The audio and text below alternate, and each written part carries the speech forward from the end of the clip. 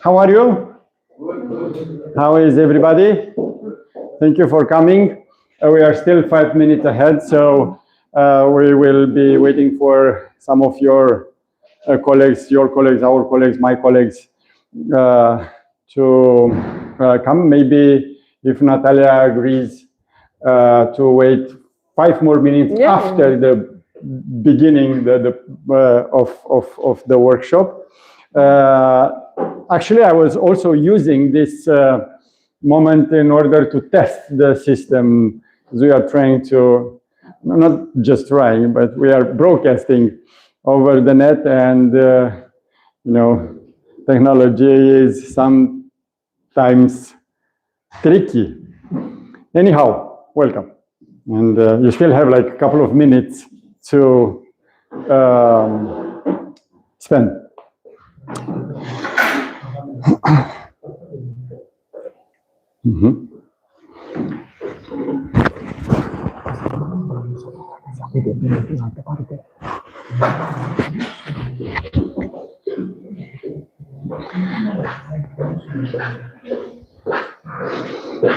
In order to kind of like spend the time we still have wisely, I'm presenting you this app.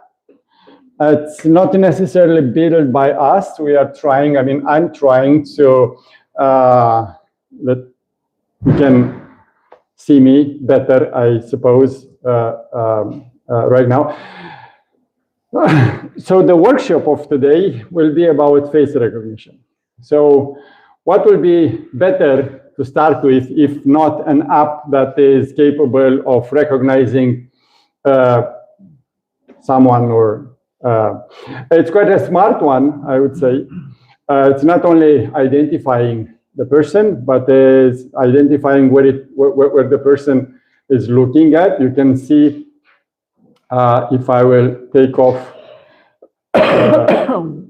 the other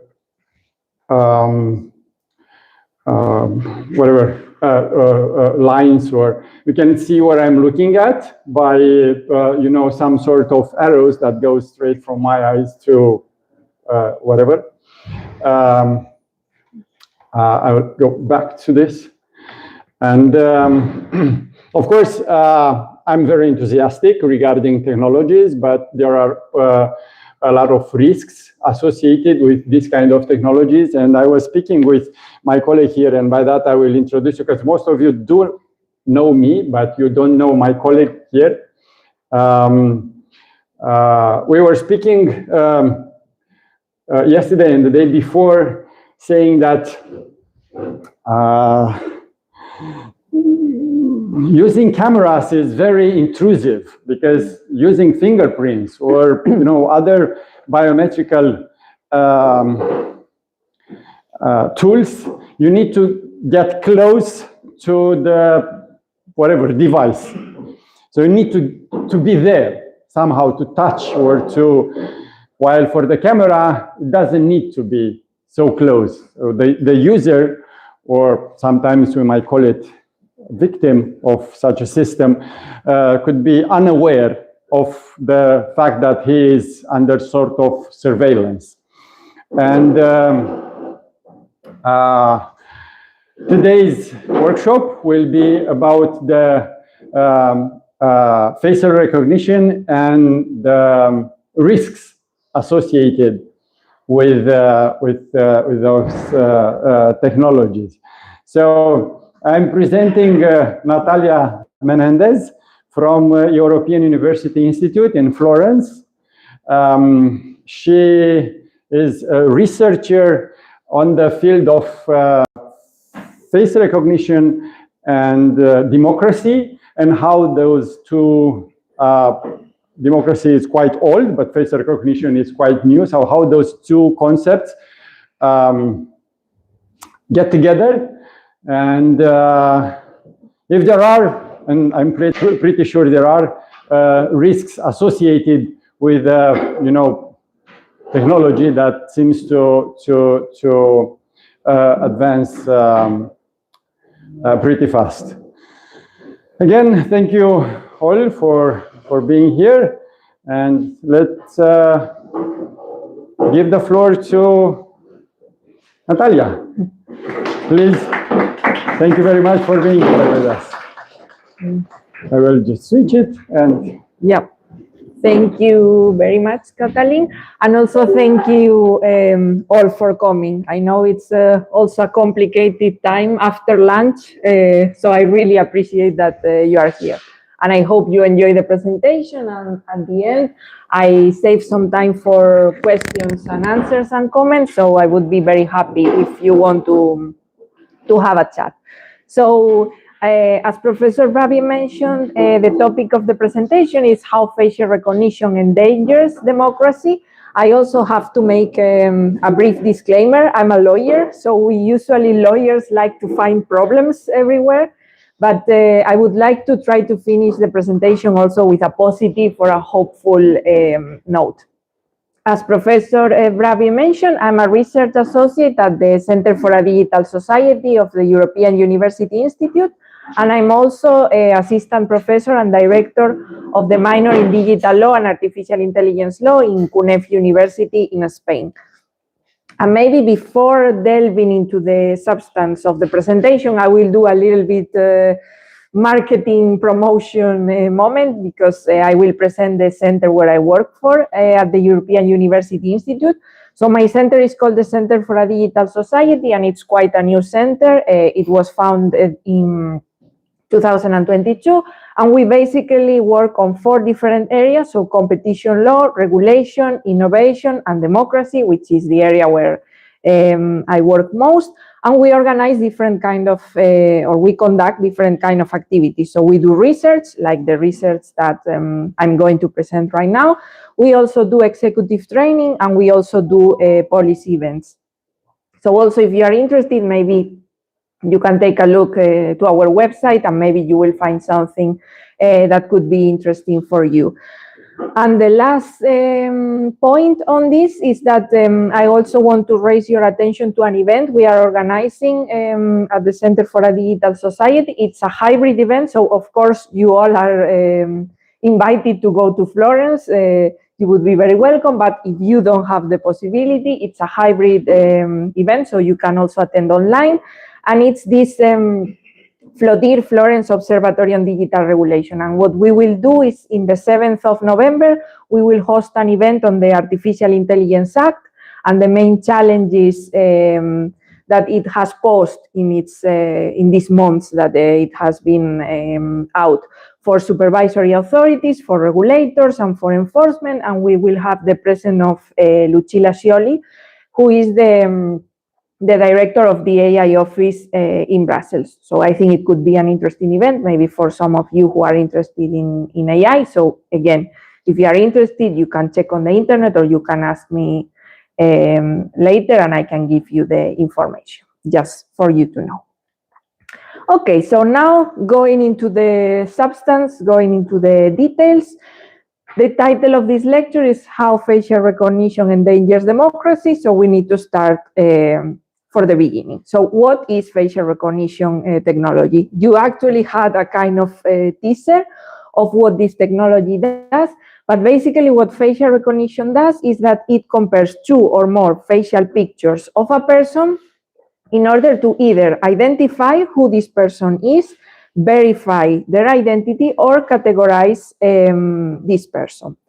So you can see also in the picture, if we go more into details, but it won't be necessary at this point, but it follows a series of steps. So first it captures the face, then extracts unique facial data. We saw it very well with the example before, then compares the face, and then there is a match with the identity, depending on the function that facial recognition is performing. It's also important to mention that facial recognition does not give a definitive answer, does not give a binary answer, or does not fully identify a person. What it does is, because it's a probabilistic tool, it gives you what is called a confidence score, so a percentage. So it does not say, this person is Natalia or this person is Katalin. It says this person is 80% probably Natalia or Katalin, 90%, 15%, and so on. And the fact that this is a probabilistic tool It's also a very important question that has implications also for democratic institutions, as I will explain later. So, as I was saying, facial recognition compares two or more facial images to perform one of these three functions. The first one is identification, which basically compares the facial image that you have with a database and identifies or tells you, again, in a percentage, so no final answer, if the person is present in that database. So one example is, imagine the database of students in this university. If you had a facial recognition system at the entrance of the university, you will show your face to the system, and the system will look into the database of students and will say, yes, this person is this student. Or maybe it would say, no, this person is not a student. So basically identifies you from all the students in the students database. Verification basically says if the person who is in front of the system is the person they claim to be. And this is the typical use that we see, for instance, in airports. So if I go to an airport and I'm subject to a facial recognition system, basically what the facial recognition system will say is whether I am, so the person in front of the camera, is the same person, for instance, in the picture of a passport or an ID. So it verifies, as I said before, that the same person is in front of the camera and in the passport, in the ID, or in the security control.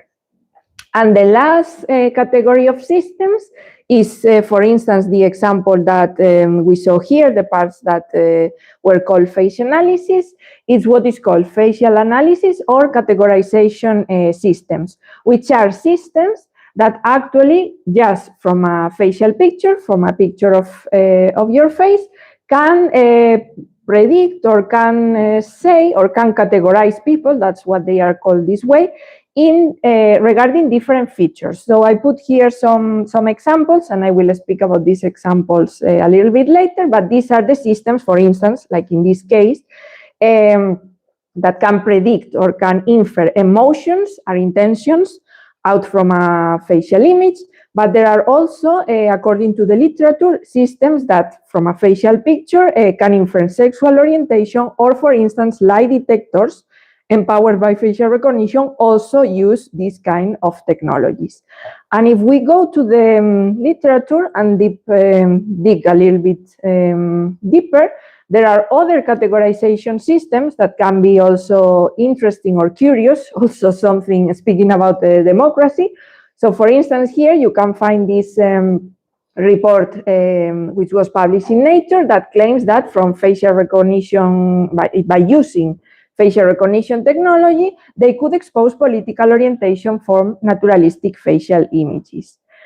The thing or the question with all these categorization applications, particularly those ones that reveal sensitive data, such as sexual orientation, or for instance, there are also other systems that claim that they are capable of predicting different mental health conditions just based on facial recognition, is that they are very controversial. And the reason why they are very controversial is that there is a big literature stream that claims that these systems do not have scientific evidence which backs up their results. And also, they kind of tie this kind of AI systems, or in this case, this kind of facial recognition system, with physiognomy. So, physiognomic. So, actually, this was a practice that dates back from the 19th century, kind of at the beginning of the starting of forensic sciences, where there was the starting of these studies, which said that, for instance, just by measuring the size of your skull, it was possible to predict whether you were going to commit a crime or not, whether you were a potential criminal or not. So there is literature that kind of compares this pseudoscience from the 19th century with these systems that just from your face, they claim that they can predict your sexual orientation, your political beliefs, whether you have a mental health condition, and so on. And I have to say that there has been a great deal of criticism to this stream of literature. And actually, for instance, many years, 4 or 5 years ago, there was intended the publication of a book chapter, which was about how just from your facial image, it was possible to predict whether you were going to commit a crime. So again, kind of predictive policing application. A big number of academics wrote a letter to the publishing house, which was going to publish this chapter, and in the end, the publication of the chapter was cancelled. And the reason for this is because this kind of research kind of perpetuates racist and colonialist stereotypes. So the idea, and also, again, as I said before, because the science behind them is very controversial, the idea is that this research is not actually acceptable at this state.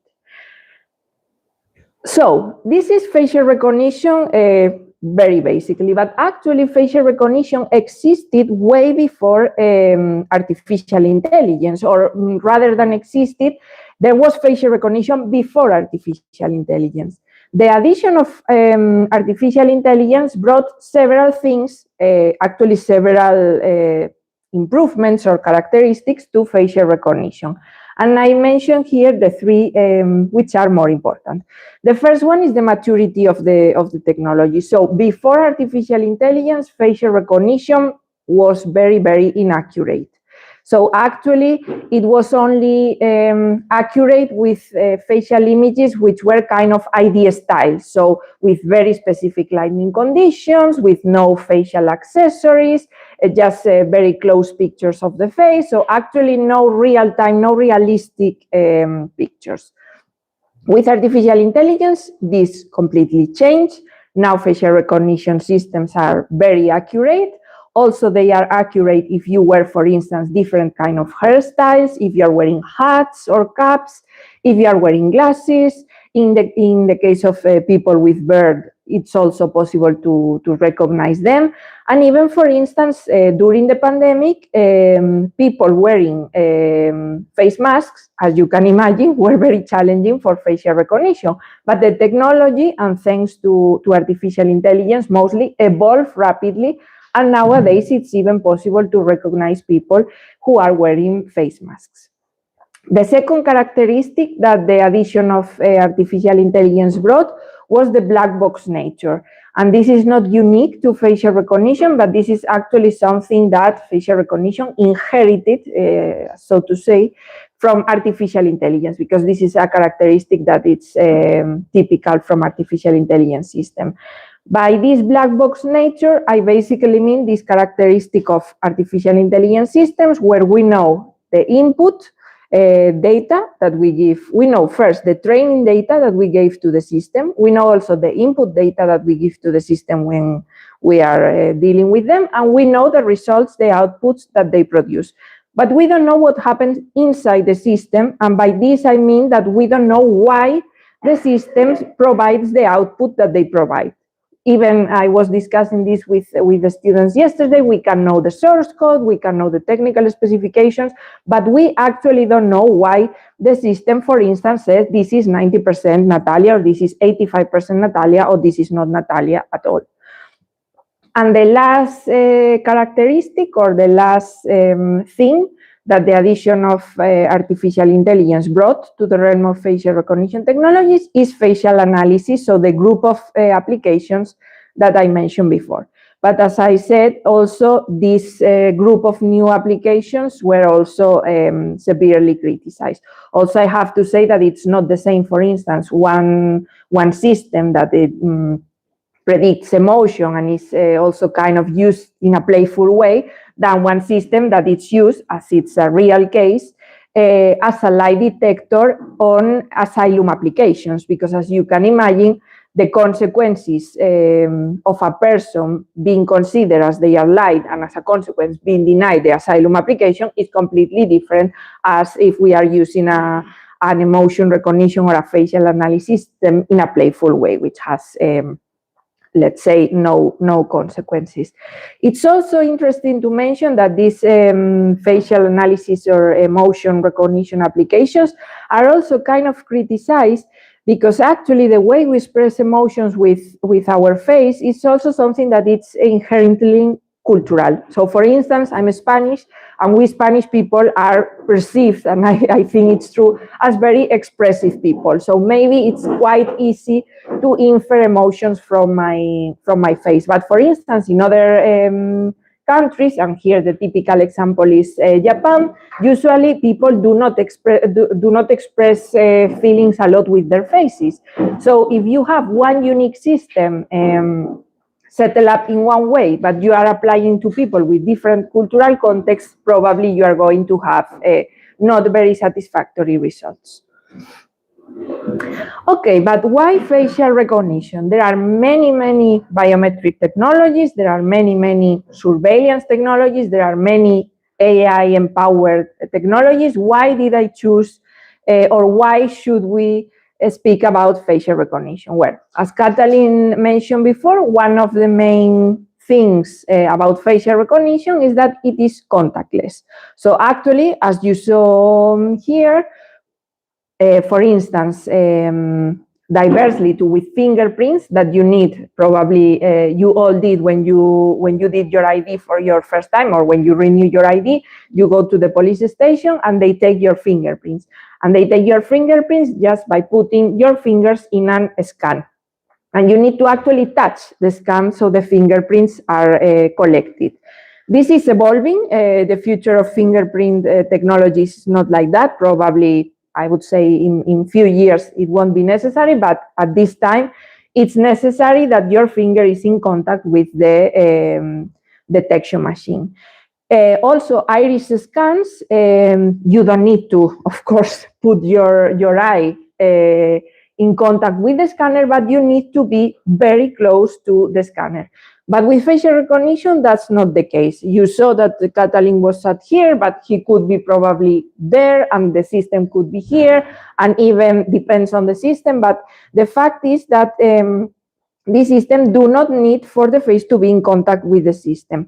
And related to this goes the second aspect, which is that they allow remote identification, verification, and so on, which is very useful. And for instance, think about the case of the pandemic. So for instance, during the pandemic, many fingerprint biometric systems were substituted for facial recognition systems, because if you are in the middle of a pandemic and you have a lot of people touching with their finger a detector, there is a risk that, in this case, COVID could be transmitted. If you have a camera and you have a person who is far from the camera, this risk gets severely reduced. So this has advantages, of course, but it also has disadvantage or poses risk from a legal or democratic perspective.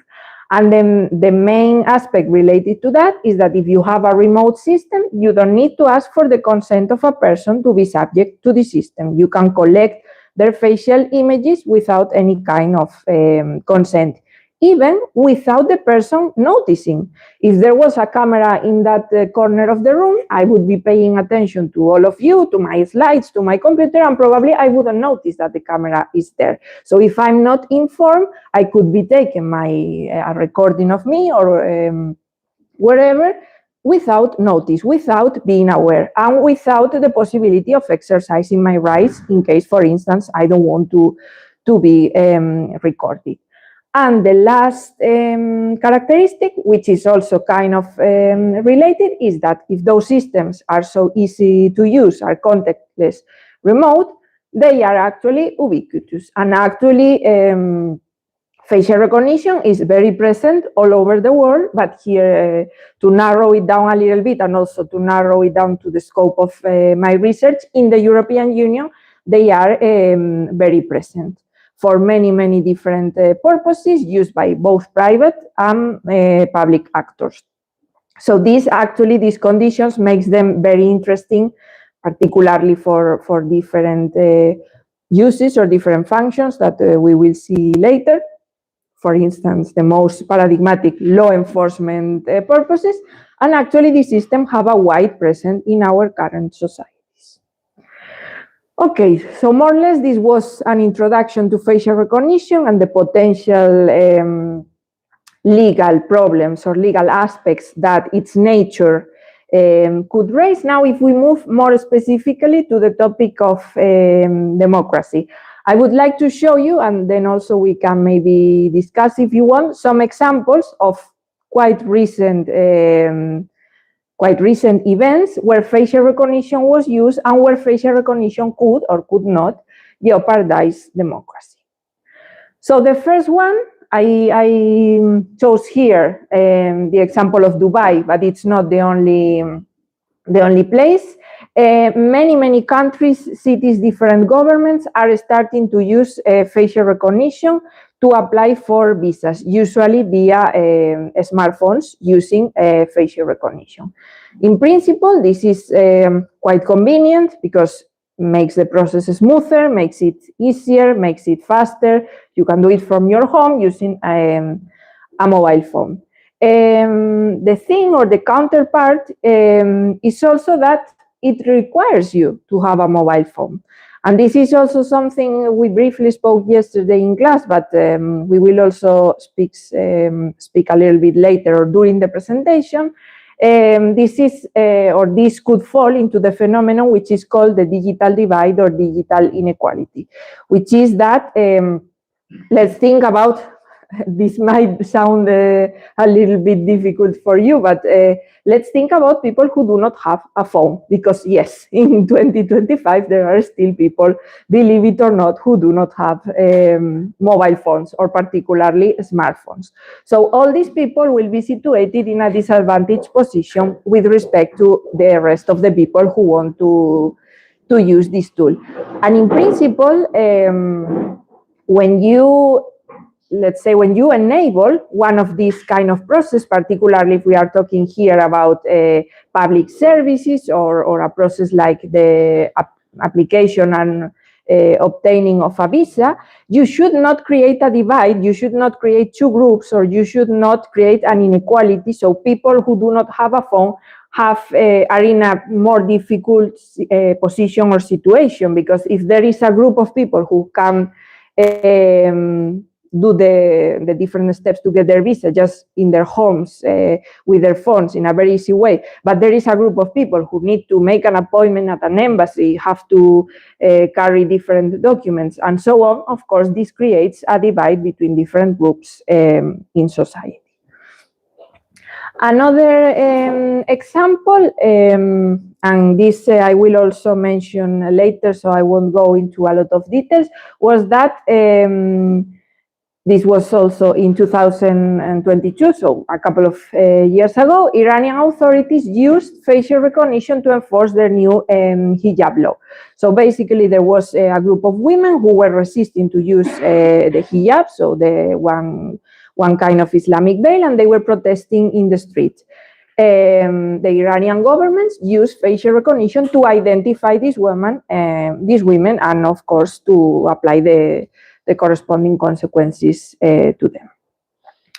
A use or a piece of news that also speaks about the topic and that I found kind of funny was that actually at the European Parliament there were CCTV cameras which had facial recognition installed on them. So actually members of the European Parliament were subject to this technology without noticing. And the reason why I find this interesting or maybe, I don't know, ironic is that members of the European Parliament are the people who are behind the AI Act or the GDPR, who are considered regulations who are very stringent when it comes to the protection of personal data, the use of high-risk AI applications. So the fact that they were subject to the same technologies that they were trying to regulate without knowing it speaks about how intrusive, but at the same time how I would say hidden or superstitious these technologies can operate, up to the point where MEPs, again, the people who were trying to regulate how people were subject to these technologies, were subject to the technologies without them even realizing. Another application, which it's very, very tied to democracy, I would say, it's the use of facial recognition for voting. And this is also something that it's being implemented in different countries, but particularly in the African continent. And this has kind of two aspects. So on the one hand, this could be a very good solution because the idea of using facial recognition for voting is to avoid identity theft or impersonation, which is actually something that is very important and very fitting in a context such as voting. And also, we have to consider that in certain African countries, many people are not in part of biometric or population databases. So this could be a way to collect their data and to finally have them in the system. So this is like, let's say, the good aspect. The bad aspect is that actually, because in general, for every biometric technology and for every facial recognition use, you need to consider that the moment that you give your biometric data is not like passwords or credit card numbers. You cannot, for instance, if you are stolen your credit card, you can cancel, you can ask for another one, your bank will issue a new one with a different number and so on, problem solved. Obviously, with the face, it's not like that. We cannot have, unfortunately, we cannot have new faces unless you go through plastic surgery, but it's like a very far-fetched option.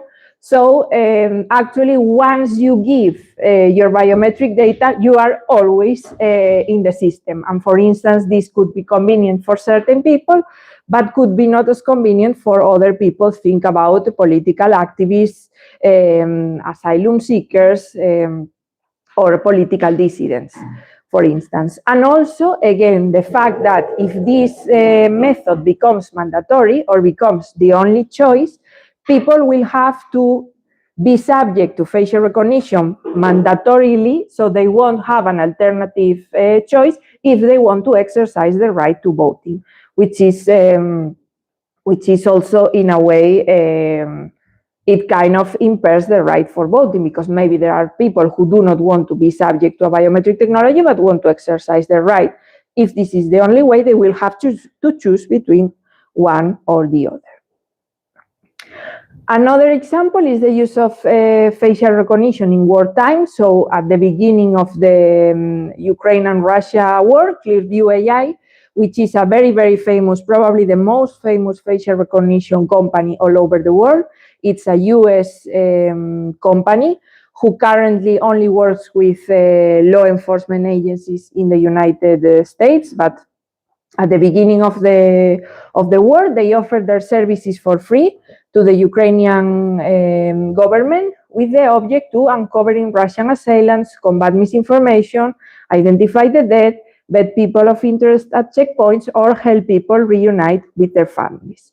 The Ukrainian government, of course, accepted the use of this technology, but actually not long later, it was reported that actually one of the ways they were using this technology was to scan the faces of dead soldiers and then contacting the mothers. And actually, if you go to the Geneva Convention, you will see that this could be kind of considered torture to prisoners, or torture to, let's say, the enemy in the context of war. Another example, also very interesting, I'm also working on this, is that a team from BBC News, an investigative journalist team from BBC News, used facial recognition technology to identify people who participated in the terrorist attacks of the 7th of October in Israel. In principle, this is a very powerful and a very good tool for investigative journalists to perform their job, but it should also be taken into account, and this also kind of applies to the Russia-Ukrainian example.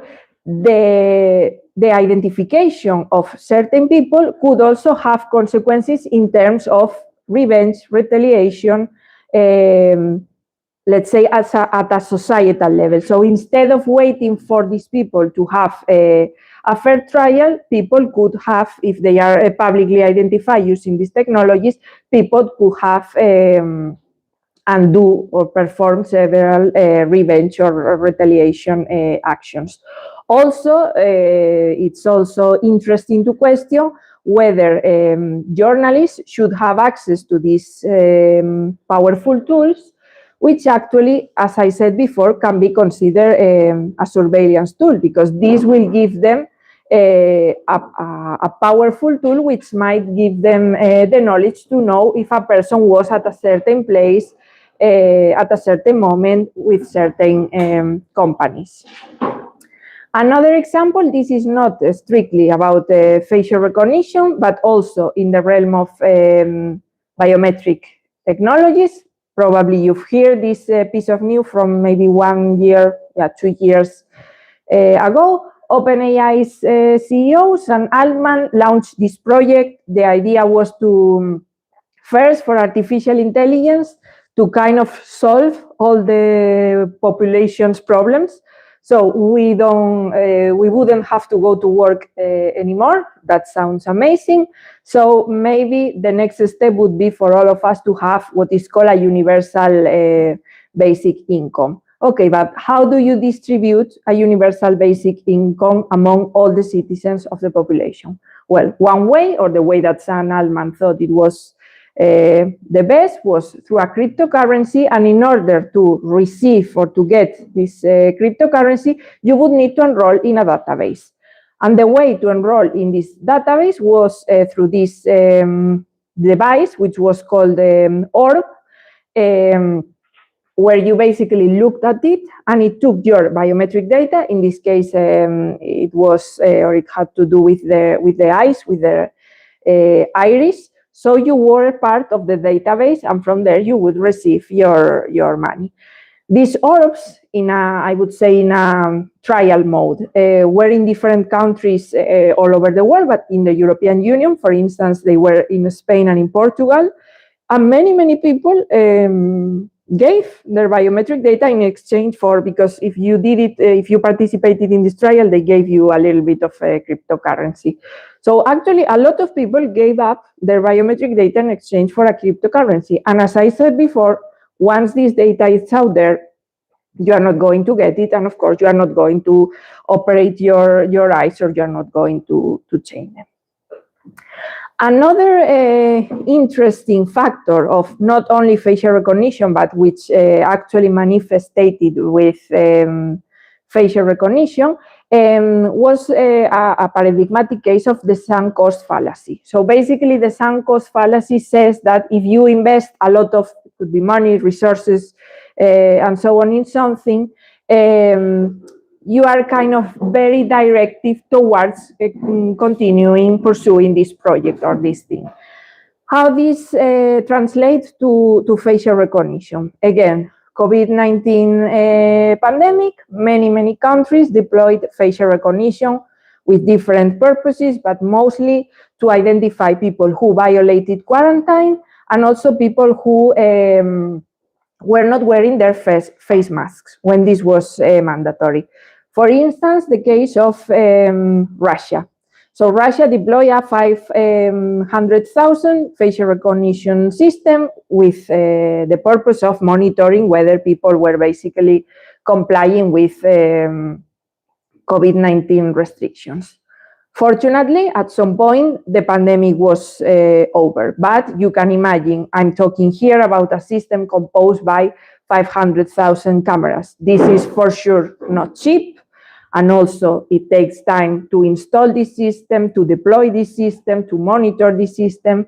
So what did the Russian government do once the pandemic was over? In principle, they should have withdrawn the system. The system is not useful anymore. It does not fit the purpose anymore. But of course, this was not what happened. The Russian government decided to keep the system and repurpose it for surveillance purposes. So again, sunk cost fallacy. If you invest money, if you invest resources, if you invest logistics into installing this system, this infrastructure, of course, once the pandemic is over, you are not going to withdraw it. You are going to use it for other purposes, more or less legal. And also, something that should be questioned, not only with facial recognition, but with any technology, is about the real efficiency. Because, for instance, as I mentioned before, facial recognition is used widely by law enforcement. And if you speak with law enforcement agents, and if you look at some data, but very, very small data from their web pages, they say, yes, thanks to facial recognition, we arrested 100 murderers, 1,000 rapists, 1,000 burglars, wherever. But actually, we don't know what was the real role of facial recognition in these cases. Was it necessary for these arrests, or was it just one of many, many tools? Is it really efficient, or is just one tool that could help among many other, but which needs human supervision? Because if this is an intrusive tool, and it is, and I'm not the only one saying it, the European Court of Human Rights, for instance, have stated in a paradigmatic case that they have on facial recognition technology, maybe there are other ways to perform law enforcement work without having to use this technology, particularly if this technology is not bringing anything to the table. And in this, actually, I've been working on facial recognition since 2019, and I've been looking for data which really showed or demonstrate that these technologies are actually efficient on a law enforcement basis. But I couldn't have, apart from these very general numbers, I could not have concrete data which tell me whether actually these tools are really helping to solve crimes or are really helping to decrease the crime rates in cities or countries.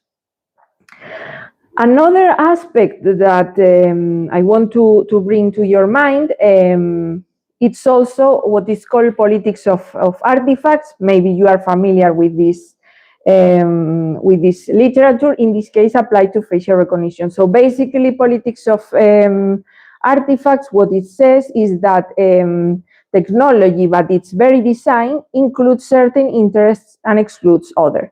And the example, there is a paper which applies the framework of politics of artifacts to facial recognition technology, written by these authors in Tron and Wood in 2004. And in this paper, these authors give one example that I think is very illustrative of what does this politics of artifacts mean in practice. So think about ATMs. Think about picture the ATM that you use very frequently to withdraw your money if you do it. So if you have the picture of your ATM in mind, now think about a person with achondroplasia, a person in a wheelchair, or a blind person using or trying to use this ATM. Maybe it's not possible, or it won't be easy for these people to use this. For instance, when it talks to blind people, I know that from many years now, ATMs incorporate Braille in their keyboard, but before it was not like that. The reason why this happens, or what this theory argues, is that every time technology is designed having a specific person in mind. So in the case of an ATM, probably it's a man or a woman with a certain height with no physical conditions. So the height of the ATM, the width of the ATM, the way the ATM is installed, and so on, are done having this person in mind. But actually, society, it's not like that. We live in a very diverse society. There are people with many different kinds of bodies, with many different kinds of physical and mental conditions, and not ATMs are not designed with all these people in mind. And this is something that affects our relation with technology, and which has an impact on how we use the technology and how we benefit or not benefit or are actually discriminated by technology. And I want to give you a very, very paradigmatic example of this in the case of facial recognition technology, for instance.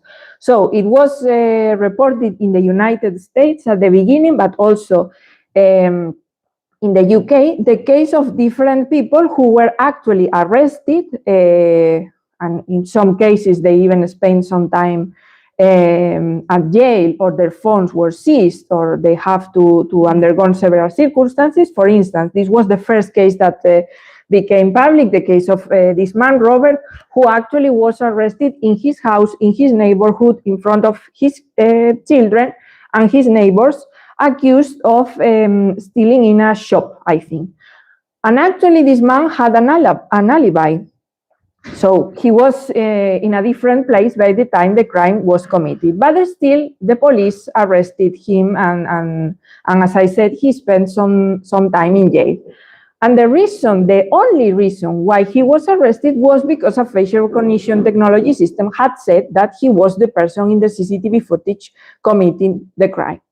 And of course, he was not this person. And just if the police officers had asked him before arresting him where was he at the time the crime was committed, probably he wouldn't have been arrested.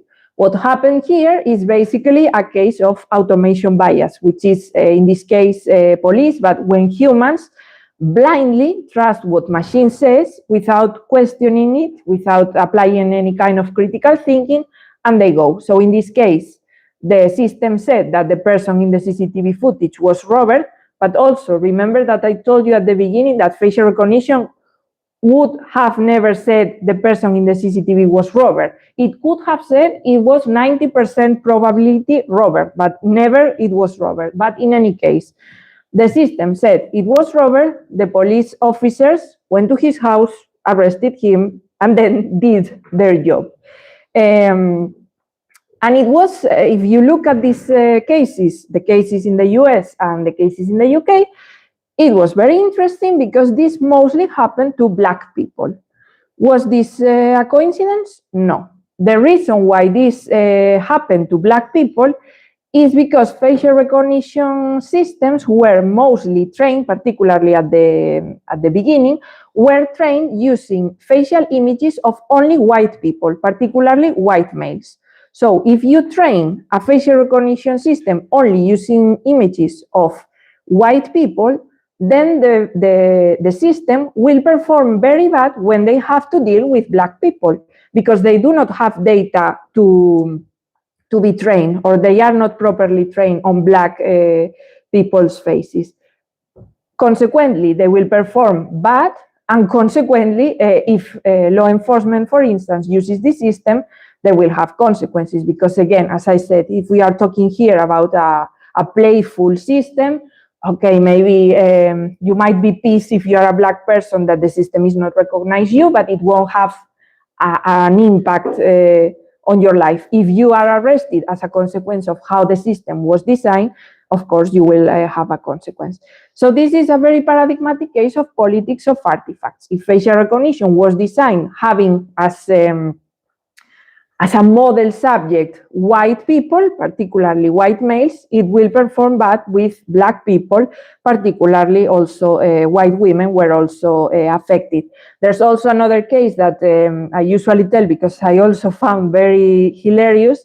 It's the case of another woman, a Black woman, Portia Woodruff, who was also arrested, accused of committing a crime, just on the basis of a facial recognition match from a CCTV footage. The thing is, at the time she was arrested, Portia Woodruff, this woman, she was 8 months pregnant. So actually, very pregnant. If you look at the video, the person who appeared in the video was not pregnant at all. So just by checking the video and checking the person that you have in front of you, you could see this person couldn't have committed the crime. Now, and basically to conclude, I will briefly touch upon the different rights that facial recognition impacts to, and how also this, in a way, touches upon democracy. So, because of the many reasons that I have mentioned up to now, facial recognition, of course, can jeopardize the right to privacy.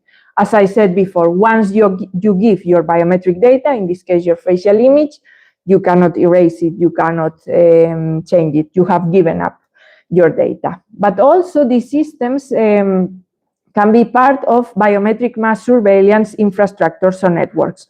And what I mean here is that because of the way facial recognition works, what I have described to you, by using a facial recognition system in a public place, you are able to know if a person, where a person was, at what time, and with whom.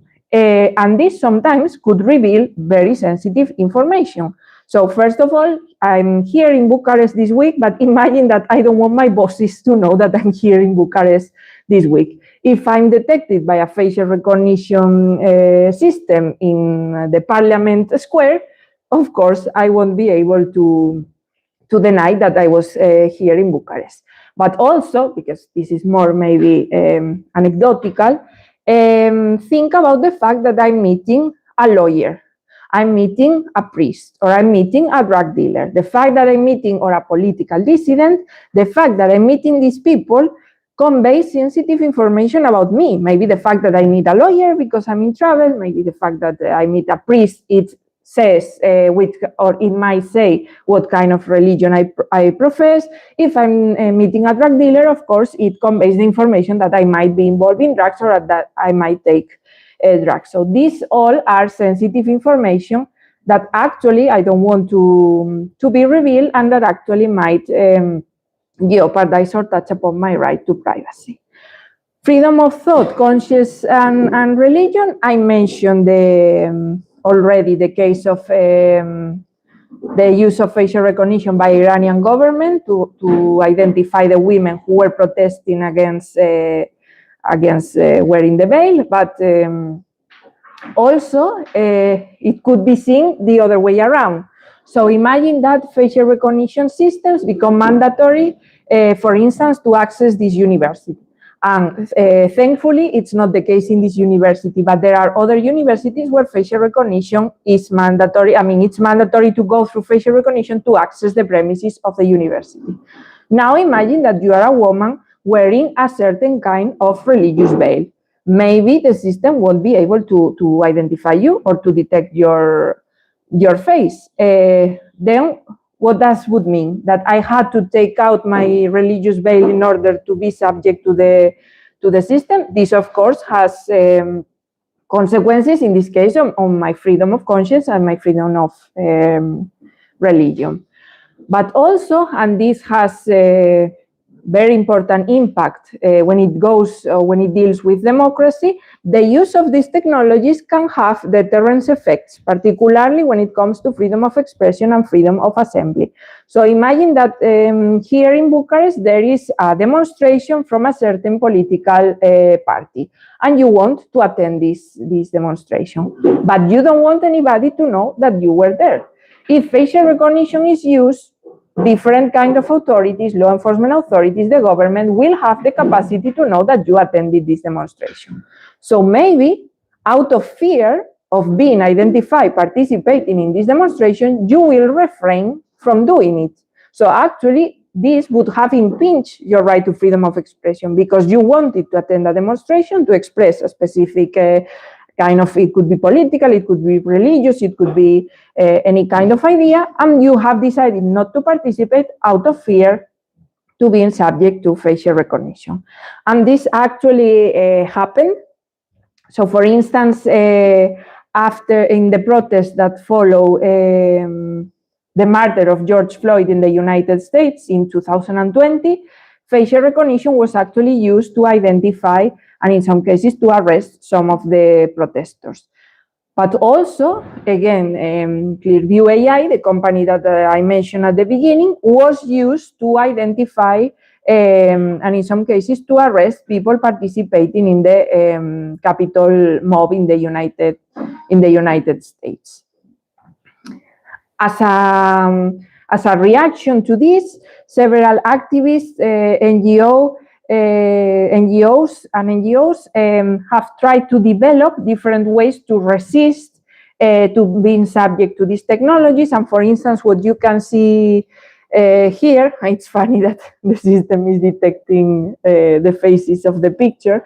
What you can see here is different kinds of what they call makeup, but also hairstyle, if you see the picture in the middle, that actually disenable facial recognition systems to identify you because of the way these makeups, basically because of the geometrical shapes they use and the different colors, and in the case of the hairstyles, because maybe they cover your face or part of your face, you won't be able to be recognized to facial recognition technology. And actually this, there are these makeup and hairstyles, but there are also clothes or clothes companies who work on different shirts and sweaters with also have different patterns, and which actually prevent facial recognition to identify you. So these were societal movements that came from people who wanted to, for instance, attend demonstrations without the risk of being potentially identified by facial recognition. Algorithmic discrimination, I mentioned the case of Black people, but it's not the only group of people, or in general, if we thought about ethnic minorities, they are not the only group of people which can be discriminated by this technology. Again, these systems are usually not trained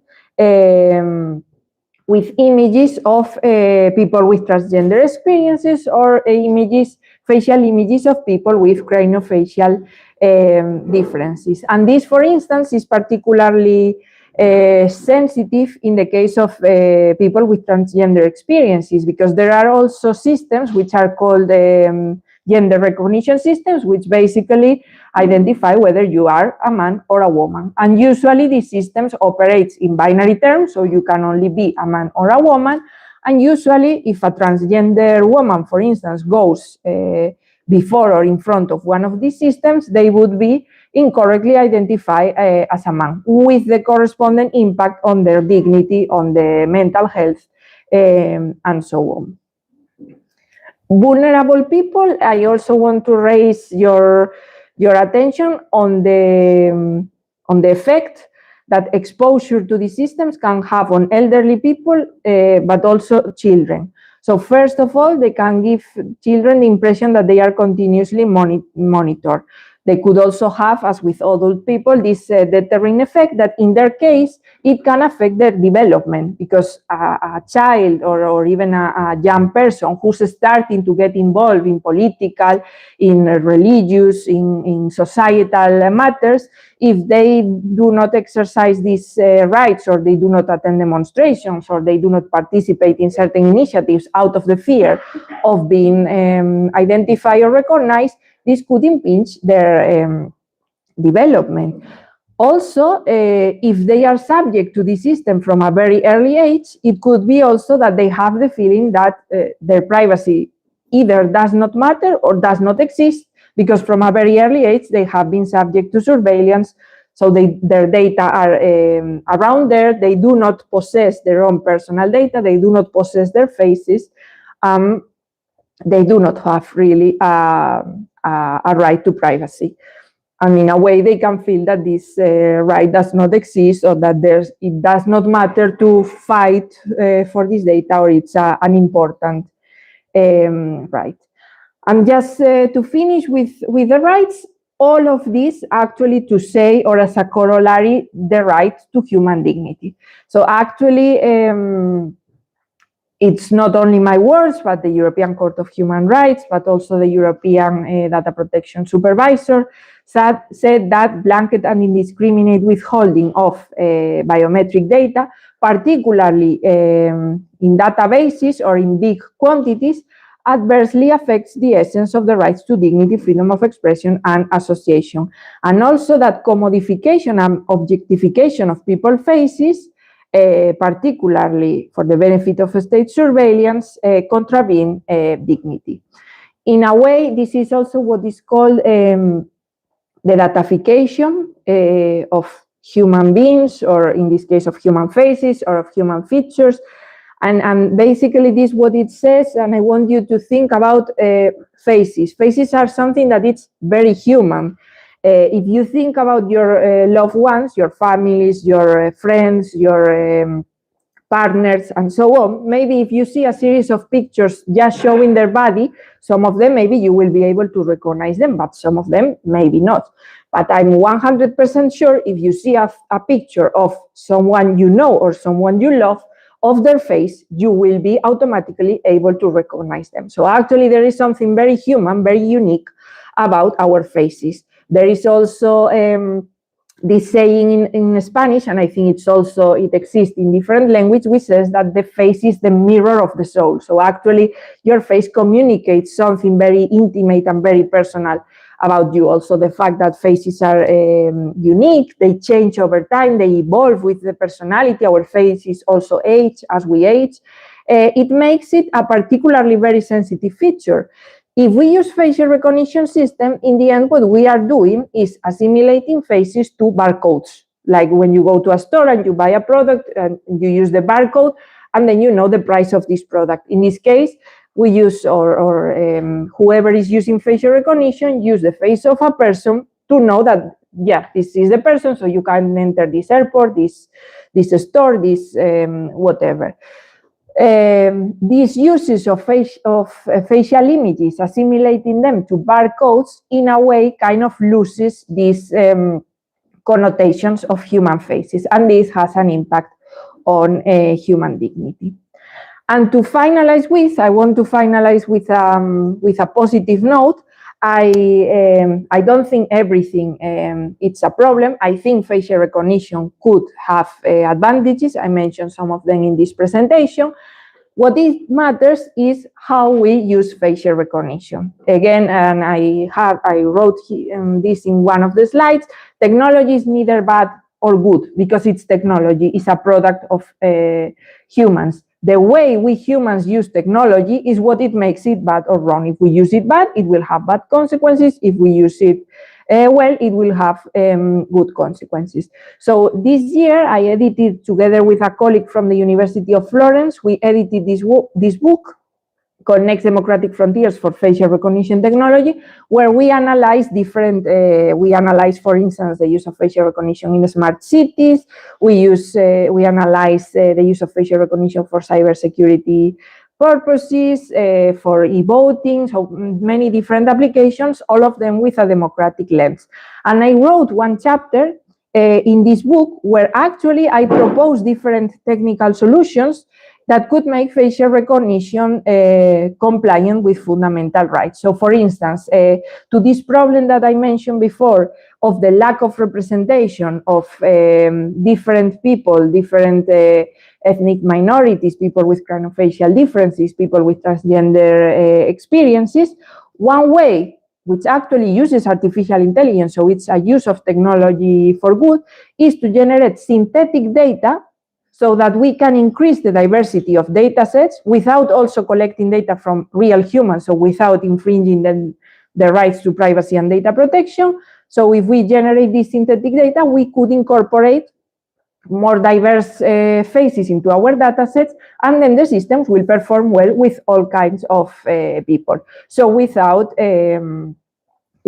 violating the rights to privacy and data protection, but also without discriminating or algorithmic discriminating people. So there is light at the end of the tunnel, but in general, facial recognition is a particularly challenging technology from a democratic point of view, and one that we have very closely looked, I consider, from the point of view of fundamental rights, democracy, and the rule of law. And with this, I will conclude. Thank you very much.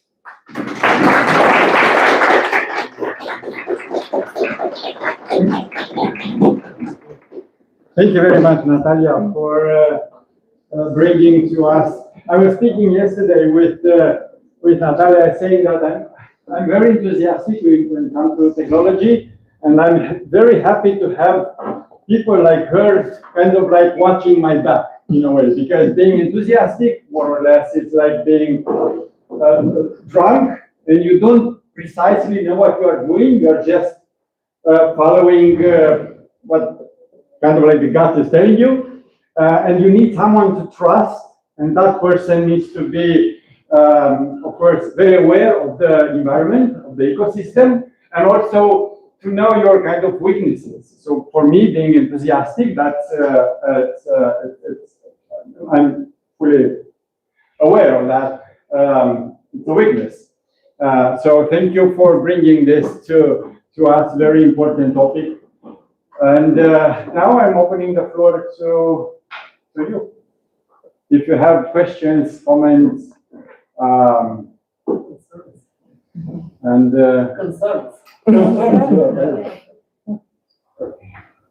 Concerns. Now I'm also online. Okay, good.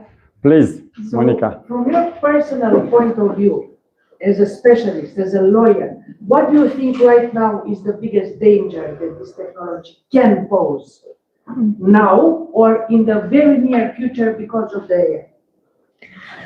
I mean, the biggest danger, I think, is what I mentioned about biometric mass surveillance scenarios, because this technology, as I said, has the capacity to track you in a specific place, in a specific moment, with a specific person. And think, again, as I said before, I'm not also against technology. I am aware that this is maybe a little bit concerning or disturbing presentation, but I also wanted to end with a positive note, because I see that there is potential for good in these technologies. But as I said, it's not the technology, it's who uses it. So think now about authoritarian government who wants to surveil certain kind of people. It could be women, it could be disabled people, it could be political dissidents, whatever. With this tool in their hands, obviously the risks are high. So the potential for surveillance, for me, would be the main problem. Yeah, I just have a point. In my point of view, basically, we as a society, we don't need to fix everything with technology. In my point of view, because I use and I develop technology and we use AI, you cannot solve every problem with technology. That's my point of view. So in my opinion, personal opinion, video recognition or face recognition should only be used as an analytical tool, not a decisional tool. So that is the whole resolution. We have the solution. The solution is very, very simple. As an analytical, it's super, it's perfect. As a decision one, in my AI right now, we only use the technology as an analytic and only does intervene, modifies data that doesn't have a direct impact of the usage of the application. It only optimizes it. But it doesn't make the user decision. Yeah. No, and I 100 agree with you. Just because we have this technology, and here I'm talking maybe more about AI in general, we have this technology and we have access to it, it does not mean that we need to use it for everything. Now people just use AI for silly things that they could, silly problems, or just searches on Google that they could do. Searching on Google, they don't need to use AI. In the case this has consequence, we should also decide when it's good to use these tools or not. If we are going to use this tool as an additional tool to bring something new to the table, to expand our knowledge, of course. But if we are just, for instance, if we are just adding 2 + 2, we don't need to use AI. And we actually, the tendency of society is to use AI for things that really do not need the use of AI. So I completely agree with you. Yes. So, in my point of view, who does all the pushing, who does push this technology to implement it everywhere? Because I think the EU government wants to do this. Because in my point, they practically don't solve every problem. The problems will continue rising. There will be many problems. I mean, that I think the easy and in part the answer is the industry. If I have an AI company, I'm going to tell you that you need AI for breathing because I want to make money. Yeah.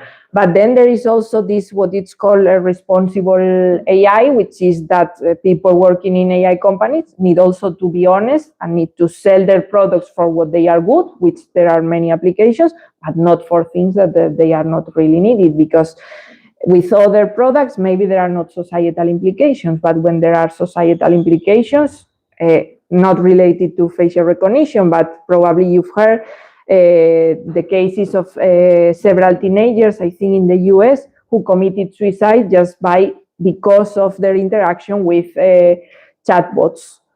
Again, the owners of these companies could tell you that a chatbot is the best thing you might need. Maybe for people until a certain age, no. Maybe after, yes, because using a chatbot is useful. But maybe if we have a certain age, you don't have to interact with a chatbot. Every technology that I stumble upon, or even like crypto, when you mix these two together, like you said in the presentation, some gold coin, the situation there is that it was a scam. And practically uses the idea of blockchain and the idea of AI and face recognition only to scam practically people. You said, if you give your identity away, you give it for good. It's not coming back. Yep. And that's it. And in the future, many systems that will make decisions based on this information, it's a security problem, a huge security problem. This is only theoretically right now, but it came true. It will came true. Yeah. I think if we need to establish the regulation, and we need to analyze the situation, but not like in 5 years. In my opinion, it will be necessary 20 years. Yeah, we don't know how technology is. A short comment, it's not your identity, it's your biometric data. You said in the beginning that it can recognize your sexual orientation. How? I mean, Tell us the technicality of this, because it stunned me. Like, look at the person and say, oh, that guy is gay. I need to know. I need to recognize if the guy is. What for? Yeah, no, What for? Am I going to talk to him in a way or? So you will be biased. Oh, yeah, from the very beginning, you start with the assumption that you will be biased, since you are willing to speak differently with a person knowing something that he's trying to hide. No, I want to see if I'm going to keep on you or not. Oh, it was just a question. Homosexual, what am I going to do? It's like I use the app and I say, I stand here, oh, he's good, he's heterosexual, he's that. So, but how now, joke aside, how does it do technically? How can you recognize it? Yeah, so what I said actually is that there is this paper that I actually mentioned, and I agree with it, that it was highly criticized because the scientific base behind it, it's very questionable. So if you are interested, you can read the paper and you can see, but actually I do not agree with this being possible, among many other, first because of the potential consequences it might have, as you mentioned, but also because if you think sexual orientation, it's something that, I mean, a lot of people struggles with their sexual orientation. So how is it possible that if one person does not know if they have one sexual orientation or the other, an AI knows better than yourself? So this is actually something that it's like criminality. It's not possible to predict that you are going to commit a crime in 10 years. No, it will depend on how your life goes, on your different circumstances. Maybe you will end up committing a crime or maybe not. It's not possible that an AI system just from your face will know this. So, but if you are interested, the paper is a published paper and it's out there. And detecting there, I can believe it. Like, are they advanced to use the technology? Because, you know, the other technology was pretty complicated with the sensors. Okay, they can, it's not 100% accurate. There are people that can be lying to it. Okay, we know that. But the face recognition is the next step. Like, it would be interesting if it can do that. This lie detector, for instance, was one of many applications in a European Union funded project called iBorder Control. You can also check it. In the end, the project did not make it to the commercial stage, but it's true that they use this. And also, as I said, in interviews for asylum applications. So also, this has consequences, whether you are detecting as a liar or not. So it works for lie detecting. I think among many other reasons, if the project did not make it, among other reasons, probably it's because the technology, again, it's not ready. It's the same. What does it that you are lying? The fact that you, for instance, get red, the fact that you sweat. Yeah, but there are people who sweat, for instance, because they have different medical conditions, or there are people, depending on how sensitive their skin is, they can get red more easily than the other. So the thing is that we humans are very different from one for another. So it's very difficult. The machine is going to say, all liars do this, or people who say the truth does this. It's not possible. That's not how human beings work. In order to maybe help answering the question we were using before, I was using, can I? Yeah. Right. And I will just bring you back to You want to tell a lie and we're going to see it? No, there's no need to actually tell a lie, but I can just sit here and it can say that, you know, my level of happiness is this one, sadness is this one. It's just missing a bit with age, but that's not that important here. So there are some things that it gets right and some other that might get wrong too.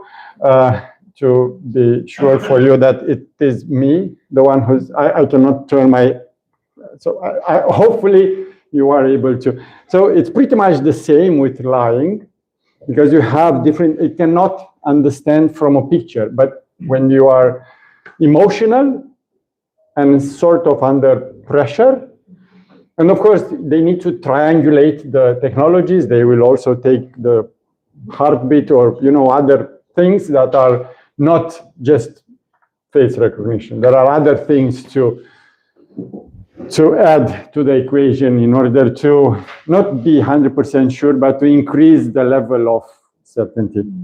Yeah, they can incorporate it in the lie detecting machine, the standard one, and then the AI can analyze and can increase the... However, this workshop is not a technical one. It was related to ethics, to democracy, and how this could be put in danger by technology, and not necessarily how technology is working. So it doesn't, I mean, we don't need to shift to even though I would like to, but it's not the purpose of this workshop. So if there are any other questions for our colleague, don't feel shy. It was a very interesting workshop. And as you can see, you had a lot of audience. I mean, I'm pretty much amazed, honestly, because I don't have that many students in my classes, though. I mean, maybe they are get bored. But When you debate with your students about this topic, they are excited, agree, or Yeah, I mean, with my students, usually if we are in a democracy class or in a privacy data protection class, they kind of agree with me because also the level of awareness in data protection issues that they have is more or less the same. But I can also say a very interesting example of the daughter of a colleague who's a professor who works actually on technology and particularly how she's also a lawyer. But she works on how technology affects children and from the data protection perspective. And she told me very scared that her daughter, who was, I don't remember which age, but she was short. So in the airport, she couldn't go through the facial recognition channel. She had to go through the traditional channel. And she was very upset for the fact that she was short, so she couldn't go through the technology through the cool one. And the mother who works on this topic was very scared, like the daughter wanted actually to experience the facial recognition one. So the level of awareness depends, but there are people who are not aware of these things. And I understand also that these systems, for instance, in airports, they make things much faster, smoother, and easier. I confess I work on this, and I went to facial recognition in airports because I was in a hurry.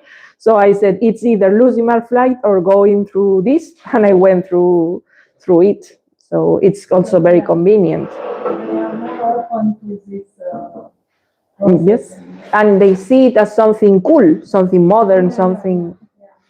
Yeah. Because I remember in our country, if we want to travel in London, for example, we need to have this electronic authorization travel. Mm.